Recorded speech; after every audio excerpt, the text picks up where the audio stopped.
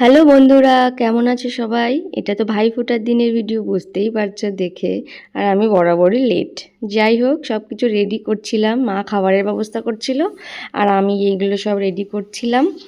আর সব ভাইরাও চান ঠান করে একে একে চলে এসছে। আমি তো সবার আগে সকালে উঠেই চান করে নিয়েছি, ভীষণ এক্সাইটেড ছিলাম।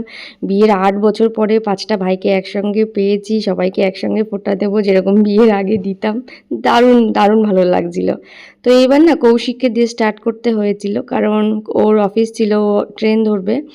তাই জন্য দাদা বলল ওকে আগে দিয়ে ছেড়ে দে, তারপরে আমাদের দিস। আমি নর্মালি বড় থেকে ছোট এভাবে দিই, বাট এইবার কি করলাম, ছোট থেকে বড় দিলাম। আগে সন্টুকে দিলাম, তারপরে অর্পণের চান হয়েছিল না তখনও, ও সবার লাস্ট এসেছিল, সবার লাস্টই পেয়েছে।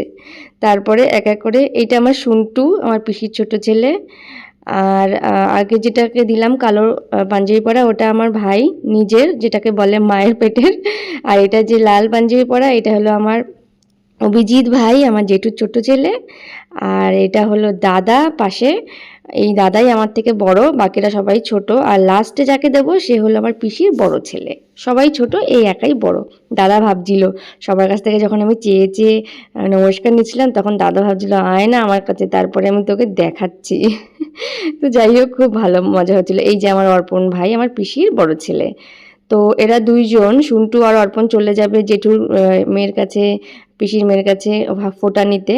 আর বাকিরা আমরা সবাই আমাদের ঘরেই আজকে খাওয়া দাওয়া করব।